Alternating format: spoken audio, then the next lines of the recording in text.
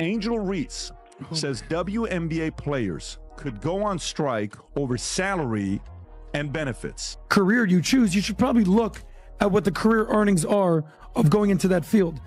What I'll also say is this: every single one of you WNBA players, you better pray that Caitlin Clark doesn't get injured, because she's keeping your league afloat. Angel Reese recently made headlines by saying that if players aren't fairly compensated, they might choose not to play. Her statement quickly stirred up a strong reaction online.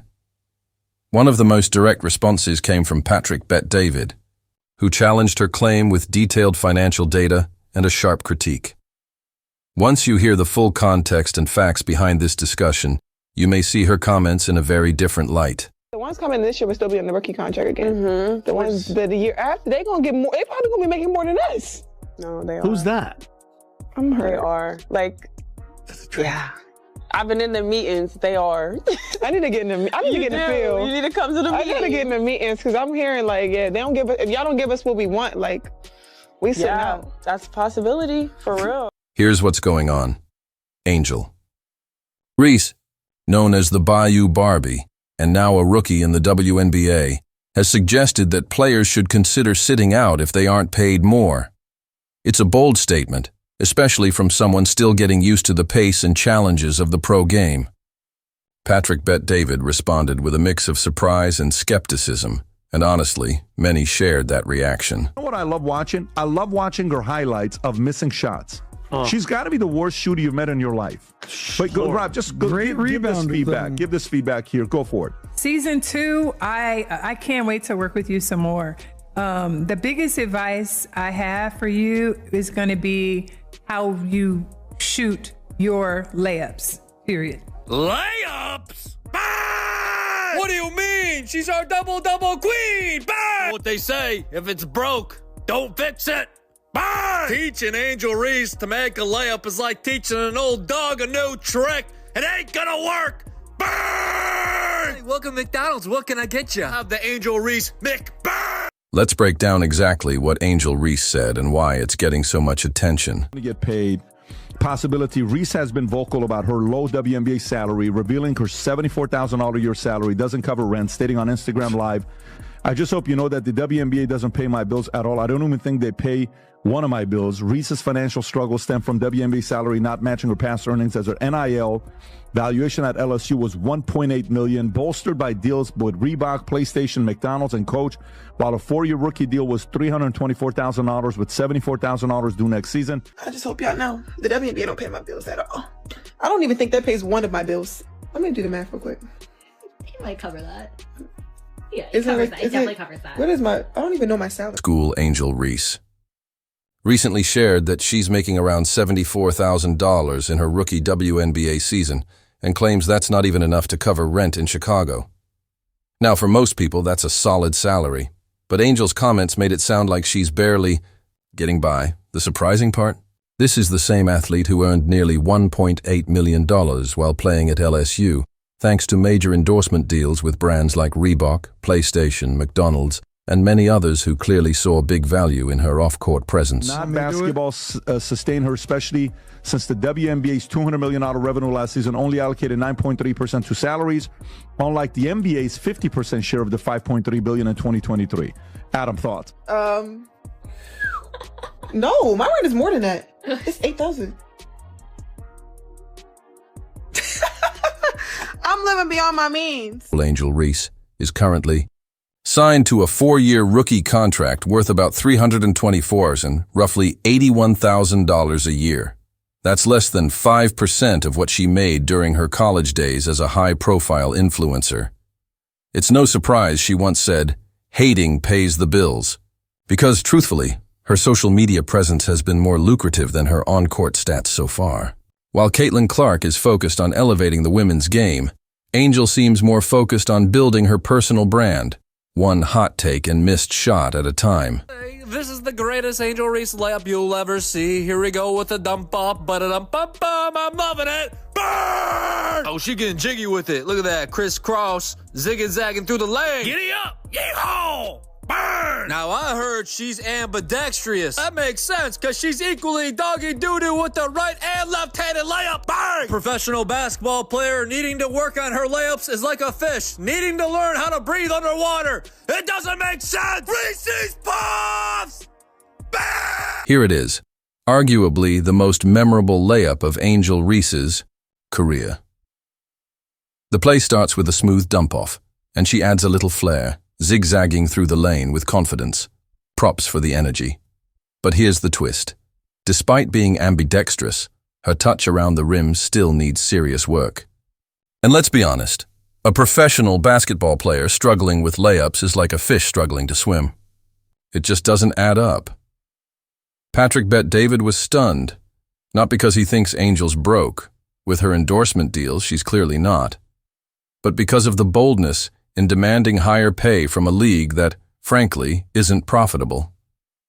He made it clear. In the real world, when a company loses money year after year, it doesn't hand out raises. It hands out layoffs. That's when Adam Sosnick stepped in with hard numbers, and things really started to heat up. WNBA and what's her name? Angel Reese. Do it. I fully support your right to strike. So other sports have done it. So other major sports have done it. Here's a quick list for you, PBD. I put this together. Biggest sports strikes in history. 1994, the MLB strike. It was the first time that the World Series was canceled. I remember. You remember that? In 1998, the NBA went on strike. They canceled the All-Star game for the first time. No one the knows. NFL has gone on strike multiple times. 1982, 1987, 2011. Pointed out an important detail. Yes, leagues like the MLB, NBA, NHL, and NFL have all had player strikes. But there's a big difference. Those leagues were pulling in billions when their athletes decided to walk out. Angel Reese, on the other hand, is treating the WNBA like it's a corporate giant, when in reality, it's closer to a small business that's still trying to turn a profit. More like a startup food truck than a tech empire. Here's the catch when you're going to go on strike. In 1994, MLB, NBA, NFL, what's the number one revenue sport in America? What do you think it is? The NFL. How much you think they make? $17 billion. The NBA, a little over $11 billion. The MLB, also $11 billion. The NHL, $7 billion. School Patrick laid it out plainly. The WNBA is losing around $50 million a year. That's not a sustainable model. It's a financial warning sign. For context, the NFL brings in about $17 billion annually, while the NBA and MLB each generate over $10 billion. The WNBA? It's making just around $150 million and still operating. At a loss. It's like trying to run a luxury spa with 2 customers and the budget of a lemonade stand. Guys are a alleged $150 to $200 million company. You're operating at a loss every single year. You've never made money. It's called a zombie company. You're subsidized. This isn't a new problem. The WNBA has been operating at a loss since it launched in 1997. That's over 25 years of financial struggle.